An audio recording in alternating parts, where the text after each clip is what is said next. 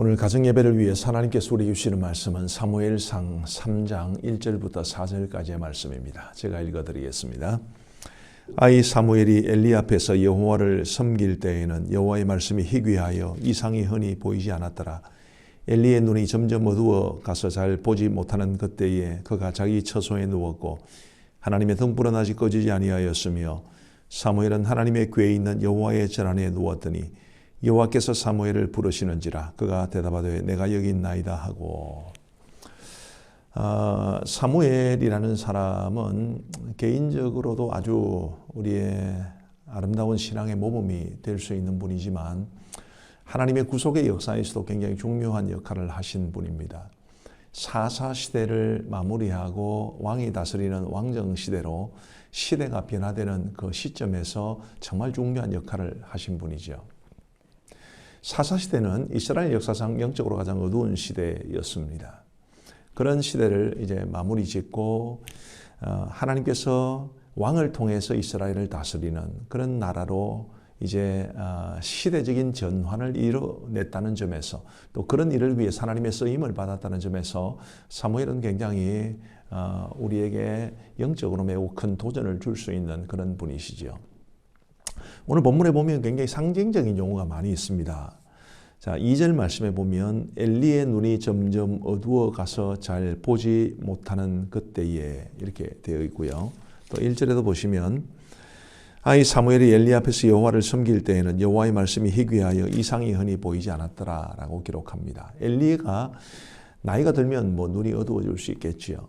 그런데 여기서 말하는 엘리의 눈이 점점 어두워가서 잘 보지 못하는 그때에라는 이 표현은 그 당시에 최고 영적 지도자였던 엘리라는 사람의 영적인 눈이 어두웠다는 것, 그만큼 하나님의 말씀이 그 시대에는 잘 들려지지 않았다는 것을 상징적으로 또 아주 문학적으로 말해주는 표현입니다.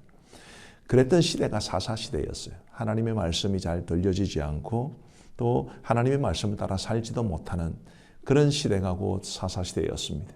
근데 그런 시대에 영적인 이 암흑기를 깨트리고 밝은 빛과 같은 우리 하나님의 놀라운 말씀에 빛을 비춘 분이 사무엘인데 그 사무엘과 관련해서도 굉장히 상징적인 표현이 있습니다. 3절 말씀에 보시면 하나님의 등불은 아직 꺼지지 아니하였으며, 분명히 어둡지만 아직까지 꺼지지는 않은, 누구 때문에요? 사무엘 때문에 그런 것입니다. 사무엘 때문에 하나님의 등불은 아직 꺼지지 않았다라고 이야기를 하는 것이죠. 저는 이 말씀을 볼 때마다 또 사무엘에 대해서 생각할 때마다 우리와 우리의 자녀 손들이 정말 사무엘처럼 이 영적으로 어두운 시대에 하나님의 뜻을 밝히는 그런 믿음의 사람으로 살아가면 얼마나 좋을까 그런 생각을 하게 됩니다. 지금 영적으로 굉장히 어두운 시대임이 분명합니다. 근데 이런 어두운 시대를 살아가면서 우리가 사무엘처럼 되고 우리의 자녀들이 사무엘처럼 될 수 있다면 얼마나 좋겠습니까? 근데 그렇게 되기 위해서 우리가 두 가지를 주목해 보아야 합니다. 하나는 3절 하반절에 있는 사무엘은 하나님의 궤에 있는 여호와의 전 안에 누웠더니 라는 표현입니다. 요즘으로 치면 강대상 바로 앞이 이제 사무엘이 누워 자는 곳이었어요.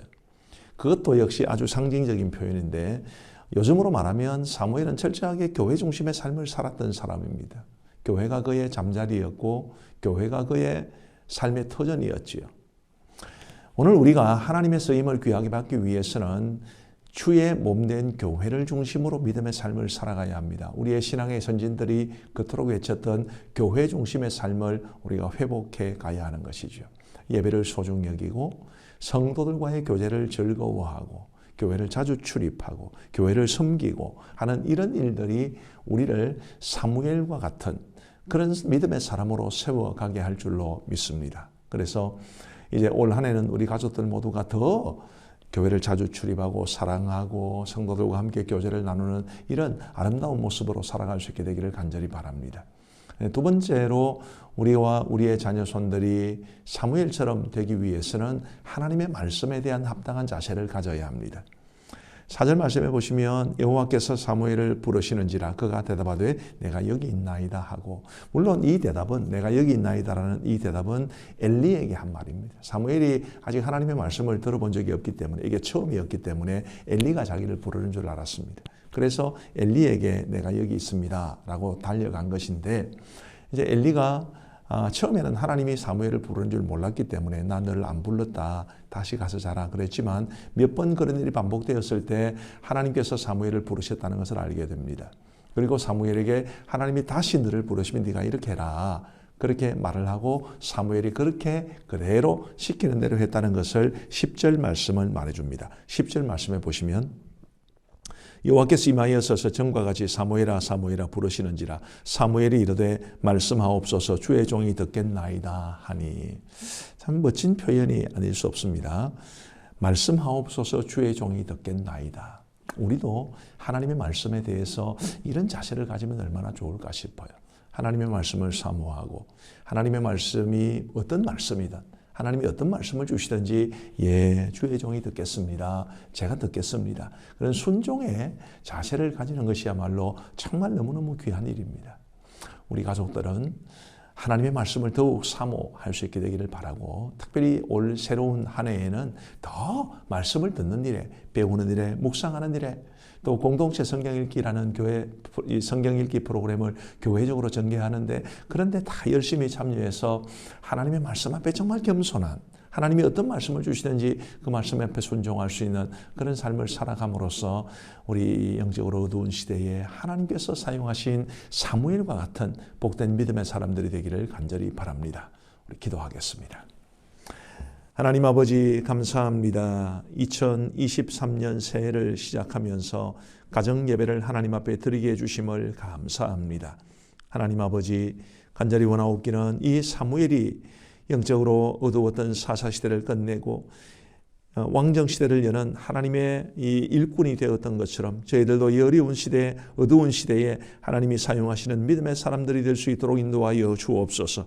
이를 위하여 교회 중심의 삶을 살게 하시고 하나님의 말씀을 정말 사모하며 그 말씀 앞에 순종하는 자세로 살아갈 수 있도록 은혜를 베풀어 주옵소서. 올 한 해도 우리 가정을 복주시고 우리 가정의 가족 예배가 이어질 수 있도록 도와주옵시고 하나님이 기뻐하시는 아름다운 모습으로 살아갈 수 있도록 도와주옵소서. 감사하오며 예수님 이름으로 기도하옵나이다. 아멘.